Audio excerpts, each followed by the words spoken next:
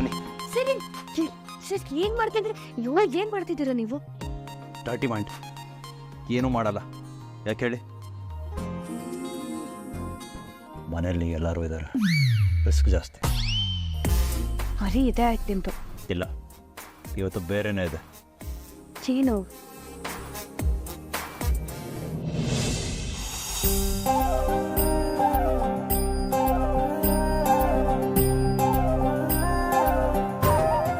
Sir, ಯಾರಿಗಿದು? ಬೇಡ.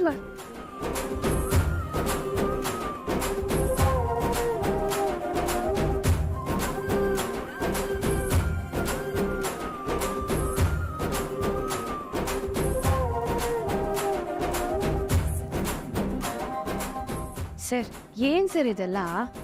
ನಿಮಗೆ ಅಂತ ನಿಮ್ಮ ಗಂಡ ತಂದಿರೋ ಹೊಸ ಸೀರೆಗಳು ಹೆಂಡತಿ.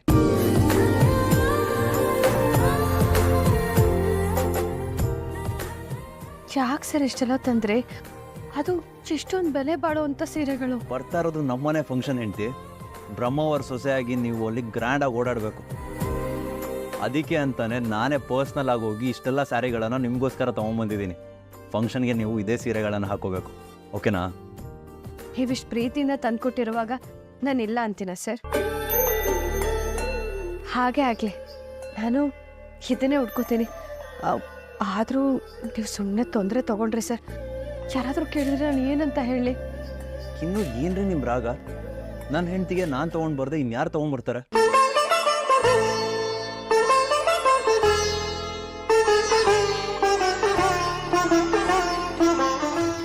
ಇದು ನೋಡಿ, ಯಾವ ಫಂಕ್ಷನ್ಗೆ ಯಾವ ಸೀರೆ ಹಾಕೋಬೇಕು ಅಂತಲೂ ನಾನು ಸೆಲೆಕ್ಟ್ ಮಾಡಾಗಿದೆ. ಇದು ಚಪ್ರ ಪೂಜೆಗೆ, ಅದು ವರ ಪೂಜೆಗೆ, ಅದು ಮುಹೂರ್ತಕ್ಕೆ, ಅದು ರಿಸೆಪ್ಷನ್ಗೆ. ಹೇಗಿದೆ?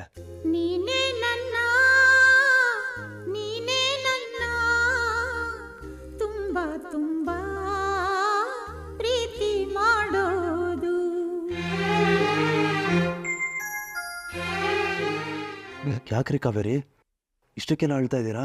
ಅಳ್ಬೇಡಿ. ನೀವು ಚೆನ್ನಾಗಿ ರೆಡಿ ಆಗಬೇಕು. ನಾನು ಹೆಂಡತಿ ದೇವತೆ ಥರ ಕಾಣಬೇಕು. ಯಾರಾದರೂ ಏನಾದರೂ ಕೇಳಿದ್ರೆ ಈ ಸೀರೆಗಳನ್ನು ನಾನೇ ತೊಗೊಂಡು ಬಂದೆ ಅಂತ ಹೇಳಿ. ಉಳಿದಿದ್ದನ್ನು ನಾನು ನೋಡ್ಕೋತೀನಿ.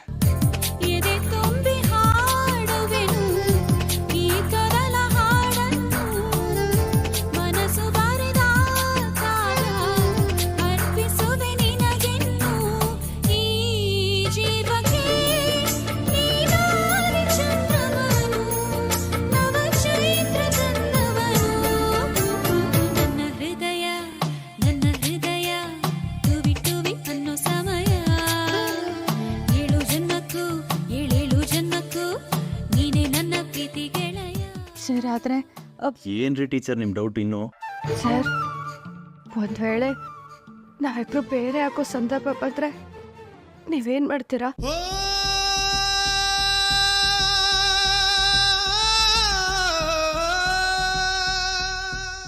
ಹಾಗೆಲ್ಲ ಏನೂ ಆಗಲ್ಲ ರೀ, ನೀವು ಧೈರ್ಯವಾಗಿರಿ. ಹಾಗಾಗಲ್ಲ ಅನ್ನೋದು ನಂಬಿಕೆ ಸರ್. ಒಂದು ವೇಳೆ ಹೇಳಿದ್ರು ಆದರೆ ಏನು ಮಾಡಬೇಕು ಅನ್ನೋದನ್ನ ಯೋಚನೆ ಮಾಡಿರ್ಬೇಕಲ್ವಾ? ಏನೇ ಬಂದರೂ ಎದುರಿಸೋದಕ್ಕೆ ಸಿದ್ಧವಾಗಿರ್ಬೇಕು.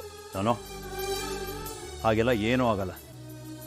ನಿಮ್ಮಿಂದ ದೂರ ಆಗೋದು ಅಂದರೆ ನಾನು ವೃಂದಾನ ಮದುವೆ ಆಗೋದು ಅಂತ ತಾನೆ.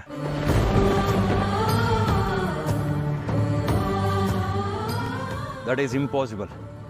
ಅಂಥ ಸಿಚುವೇಶನ್ ಏನಾದರೂ ಬಂದರೆ ನಾನು ನನ್ನ ಜೀವ ಬೇಕಾದರೆ ಬಿಡ್ತೀನಿ.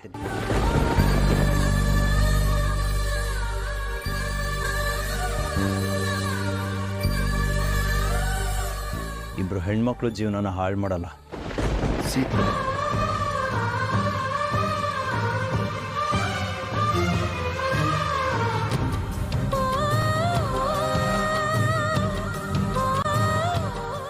ಯಾವತ್ತೂ ಈ ಥರ ನೀವು ಮಾತಾಡಬಾರ್ದು ಸರ್. ನಿಮ್ಮ ಖುಷಿ, ಸಂತೋಷ, ನಿಮ್ಮ ಆಯಸ್ಸು, ಆರೋಗ್ಯದಲ್ಲೇ ನಾನು ನನ್ನ ಖುಷಿನ ಕಾಣ್ತೀನಿ ಸರ್. ಅಷ್ಟು ದೇವತೆ ಯಾವಾಗಲೂ ಅಸ್ತು ಅಸ್ತು ಅಂತಿರ್ತಾರೆ. ನಾವು ಯಾವಾಗಲೂ ಒಳ್ಳೆಯದೇ ಮಾತಾಡಬೇಕು. ಓ ಹೌದಾ? ನೀವು ಮಾತ್ರ ಬೇರೆ ಆಗೋ ಮಾತೆಲ್ಲ ಆಡ್ಬೋದಾ? ಅಶೋ ಕ್ಷಮಿಸಿ ಸರ್. ನೋಡಿ, ನಮ್ಮ ಮನಸ್ಸಲ್ಲಿ ಏನು ಗಟ್ಟಿಯಾಗಿ ನಂಬ್ತೀವೋ ಅದೇ ನಡೆಯುತ್ತೆ. ಜಸ್ಟ್ ಬಿಲೀವ್ ಅಷ್ಟೇ. ನಾಳೆಯಿಂದ ನೀವು ಹ್ಯಾಪಿಯಾಗಿರಬೇಕು. ನಿಮ್ಮ ತಲೆನಲ್ಲಿ ಬರೀ ಪಾಸಿಟಿವ್ ವೈಬ್ಸೇ ತುಂಬಿರಬೇಕು. ಆವಾಗ ಎಲ್ಲ ಒಳ್ಳೆಯದೇ ನಡೆಯುತ್ತೆ. ಗೊತ್ತಾಯ್ತಾ? ಅದು ನಿಜನೇ ಸರ್, ನಾನು ನಂಬ್ತೀನಿ. ಒಳ್ಳೆಯದೇ ಆಗುತ್ತೆ. ಇದು ನನ್ನ ಹೆಂಡತಿ ಅಂದರೆ.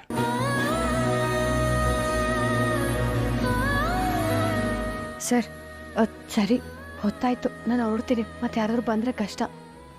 ಯಾರು ಬರಲ್ಲ ರೀ. ಸರ್ ನಾನು ಹೊರಡ್ತೀನಿ ಇವಾಗ.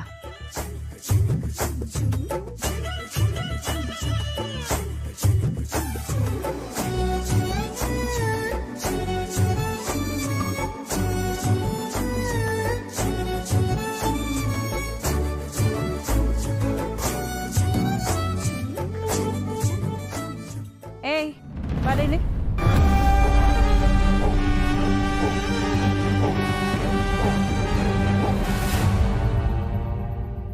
ಏನೇ ಇದು ಹೊಸ ಸೀರೆಗಳು? ಹೌದತ್ತೆ, ಹೊಸ ಸೀರೆನೆ. ಯಾರೇ ಕೊಟ್ರು? ನನಗೆ ಇನ್ಯಾರು ತಂದು ಕೊಡ್ತಾರತ್ತೆ? ನಿಮ್ಮ ಮಗ ತಂದು ಕೊಟ್ಟಿದ್ದು. ನೋಡು, ಅತ್ತೆ ಅತ್ತೆ ಅಂತ ನನ್ನ ಕರಿಬೇಡ. ಅಗಸ್ತ್ಯ ಯಾಕೆ ನೀನು ತಂದು ಕೊಡ್ತಾನೆ? ಯಾಕಂದ್ರೆ ಅವರು ನನ್ನ ಗಂಡ, ಅದಕ್ಕೆ. ಥೋ, ನಿನಗೆ ಮಾನ ಮರ್ಯಾದೆ ಅನ್ನೋದೇ ಇಲ್ವಾ? ನೀನೇ ಕೇಳಿದ್ಯಾ? ಬಾಂಡ್ ಕಾವೇರಿ ಅವ್ರಿಗೆ ಸೀರೆ ಕೊಡಿಸಿದ್ದೆ ನಾನು. ಯಾಕೆ ಅವ್ರಿಗೆ ಬೈತಾ ಇದ್ದೀರಾ? ನೀನು ಯಾಕೋ ಅವಳಿಗೆ ಕೊಡಿಸ್ಬೇಕು? ಯಾಕಂದರೆ ಅವರು ನನ್ನ ಹೆಂಡತಿ.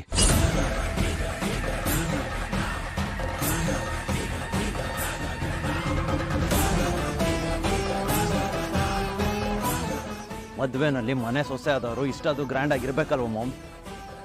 ಏಯ್, ಎಲ್ಲಂದ್ರಲ್ಲಿ ಹೀಗೆ ಮಾತಾಡೋದನ್ನು ಕಲ್ತ್ಬಿಟ್ಯಾ? ಅದನ್ನು ಇವಳೇ ಹೇಳ್ಕೊಟ್ಲ ನಿನಗೆ? ಅಯ್ಯೋ, ಇದೊಳ್ಳೆ ಕತೆ ಆಯ್ತಲ್ಲ ಅಂಬಿಕಾ ನಿಂದು. ಹೆಂಡತಿ ಅಂತ ಹೇಳೋದಕ್ಕೆ ಯಾವ ಜಾಗ ಆದ್ರೇನು, ಯಾವ ಸಮಯ ಆದ್ರೇನು? ಅತ್ತೆ, ಸುಮ್ಮನೆ ನನಗೆ ಕೋಪ ಬರ್ಸ್ಬೇಡಿ. ಯಾವಾಗ ನೋಡಿದ್ರು ನೀವೆಲ್ಲ ಸೇರ್ಕೊಂಡು ಅನಿಕನ್ ಮದುವೆ ಮಾಡ್ತೀವಿ ಅಂತ ಹೇಳ್ತಿರಲ್ಲ, ನೀವೆಲ್ಲ ಸೇರ್ಕೊಂಡು ಹೀಗಾಡಿದ್ರೆ ನನ್ನ ಮಗಳು ಮದುವೆ ನಡೆಯತ್ತಾ? ಮಾಮ್, ಸಿಸ್ ಮದುವೆ ಆಗೇ ಆಗತ್ತೆ. ಅದ್ರ ಬಗ್ಗೆ ನಿಮ್ಗೆ ಯಾವುದೇ ಅನುಮಾನನೂ ಬೇಡ. ನಾನು ಮಾತಾಡ್ತಾ ಇರೋದಕ್ಕೂ ಕಾವೇರಿ ಅವ್ರಿಗೂ ಯಾವ ಲಿಂಕೂ ಇಲ್ಲ. ಎಲ್ಲದಕ್ಕೂ ಸುಮ್ಮನೆ ಕಾವೇರಿ ಅವ್ರನ್ನ ರೀಸನ್ ಆಗಿ ತಗೊಳ್ಬೇಡಿ ನೀವು. ಸಿಸ್ ಮದುವೆ ಆಗ್ತಾ ಇರೋದೇ ಕಾವೇರಿ ಅವ್ರು ಮಾಡ್ತಾ ಇರೋ ಸ್ಯಾಕ್ರಿಫೈಸಿಂದ. ಅವ್ರೇನಾದರೂ ನಾನು ಈ ಮನೆ ಸೊಸೆ ಅಂತ ಅಂದರೆ ನೀವೇನು ತಾನೇ ಮಾಡೋಕ್ಕಾಗತ್ತೆ ಹೇಳಿ? ನಾನು ಹೌದು ಅಂತ ಅಕ್ಸೆಪ್ಟ್ ಮಾಡಬೇಕಾಗತ್ತೆ.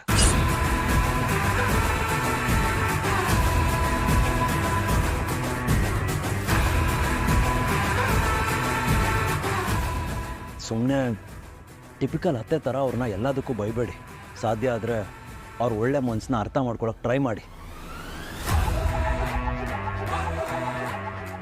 ಮಾಮ್, ನನಗೆ ನಿಮ್ಮ ಮೇಲೆ ತುಂಬಾ ರೆಸ್ಪೆಕ್ಟ್ ಇದೆ. ನೀವು ದೊಡ್ಡವರು ಮಾಮ್. ಮುಂಚೆ ಎಲ್ಲರನ್ನೂ ಪ್ರೀತಿ ಮಾಡ್ತಾ ಇದ್ರಲ್ಲ, ಆ ಮಾಮ್ ನನಗಿಷ್ಟ. Please try to understand this.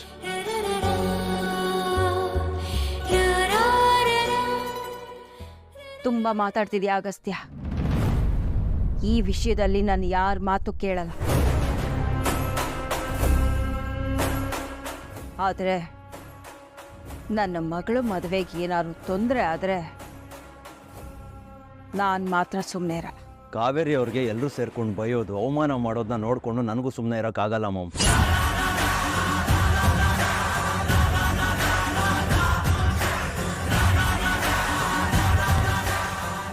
ಆದರೂ ನಾನು ಯಾಕೆ ಸುಮ್ಮನೆ ಇದ್ದೀನಿ ಅಂದರೆ ಸಿಸ್ಗೋಸ್ಕರ, ಸಿಸ್ ಮದುವೆಗೋಸ್ಕರ. ನೀವು ಬೇಜಾರಾದರೂ ಮಾಡ್ಕೊಳ್ಳಿ, ನಾನು ನಿಮಗೆ ಒಂದು ವಿಷಯನ ಕ್ಲಿಯರ್ ಮಾಡ್ತೀನಿ. ಏನೋ? ನನಗೂ ಬೃಂದಾಗೂ ಮದುವೆ ನಡೆಯಲ್ಲ.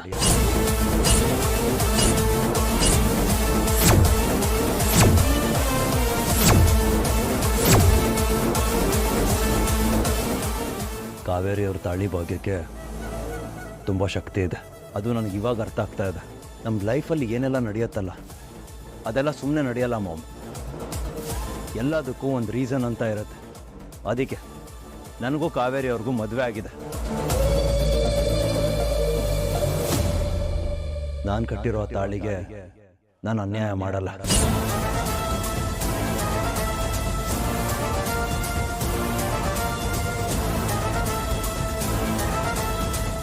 ಹಾಗೆ ನಿಮ್ಮ ಮಾತಿಗೆ ಕಟ್ಟು ಬಿದ್ದು ವೃಂದ ಕೂಡ ಮೋಸ ಮಾಡಲ್ಲ. ನಿಮ್ಮ ಮಾತನ್ನ ಉಳ್ಸಕ್ಕೆ ಅಂತ ಹೋದ್ರೆ ಇಲ್ಲಿ 2 ಹೆಣ್ಮಕ್ಳಿಗೆ ಮೋಸ ಅನ್ಯಾಯ ಆಗತ್ತೆ.